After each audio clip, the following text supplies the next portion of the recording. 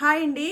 నేను ఇన్ని రోజుల్లో కొన్ని తెలుసుకున్నాను. ఏం తెలుసుకున్నానంటే, సో డీమార్ట్కి వెళ్ళినా, సూపర్ మార్కెట్కి వెళ్ళినా, కిరాణా షాప్కి వెళ్ళినా ఏమవుతుందంటే, మనము ఏంటంటే ఒక వస్తువు కానీ వెళ్ళి 4 వస్తువులు తీసుకొస్తాము. అదే మంచిగా ఫ్లిప్కార్ట్, ఇప్పుడు ఏంటంటే ఫ్లిప్కార్ట్లో కూడా గ్రాసరీస్ అనేవి ఆర్డర్ చేసుకోవచ్చు కదా. నాకు నిన్న ఆర్డర్ చేశాను. నిన్న ఈ టైంకి కూడా 12 గంటలకేమో ఆర్డర్ చేశాను. ఇప్పుడైతే 8 అవుతుంది, టైం అయితే వచ్చేసింది. నాకేం కావాలో అన్నీ మళ్ళీ 30%, 20%, 50% ఆఫర్లోనే ఉన్నాయన్నమాట. అన్ని ఆఫర్లో చూసుకొని నాకు ఏం కావాలో అవే ఆర్డర్ చేసుకున్నాను. అదే ఇప్పుడు నేను దీనికి అమౌంట్ ఎంత అయిందంటే 3200 అయ్యింది. అదే నేను డీమార్ట్ కానీ సూపర్ మార్కెట్కి కానీ వెళ్ళాను అనుకోండి, 5000 లేదంటే 6000 అలా అవుతుంది అనమాట. ఒక వస్తువుకి 4 వస్తువులు కొంటాను. ఇప్పుడు నాకు ఏమేమి కావాలో అవే అవసరమైనవి ఆర్డర్ చేసుకున్నాను.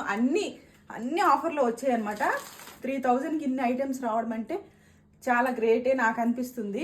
మీకు ఎలా అనిపిస్తుంది అనేది కమెంట్ చేయండి.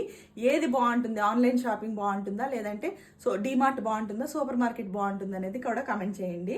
నాకైతే ఆన్లైన్ బెస్ట్ అనిపించింది అనమాట. సమయానికి ఏదో లేకపోతే మనము 500 తీసుకెళ్ళామంటే 500 ఖతం చేసుకుని వచ్చేస్తాము. ఇలా ఆర్డర్స్ పెట్టుకుంటే మనకి ఒక 10 రోజులకు ఒకసారి అలా మనకి ఏమేమి కావాలో ఒక 10 ఐటమ్స్ అనేవి ఆర్డర్ పెట్టుకుంటే సేఫ్ అనమాట. డబ్బులు అనేవి సేఫ్ అవుతాయి. సో ఇదొకటైతే నాకు బుర్రకి ఎక్కింది. సో మీకు ఎలా అనిపిస్తుందో కమెంట్ చేయండి. నా ఐడియా నచ్చినట్టయితే లైక్ చేసి, షేర్ చేసి, సబ్స్క్రైబ్ చేసుకోండి.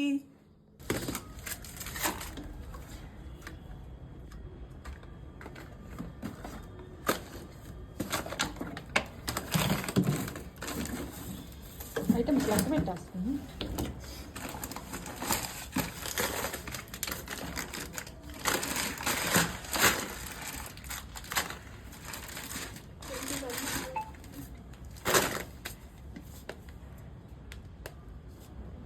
క్యాష్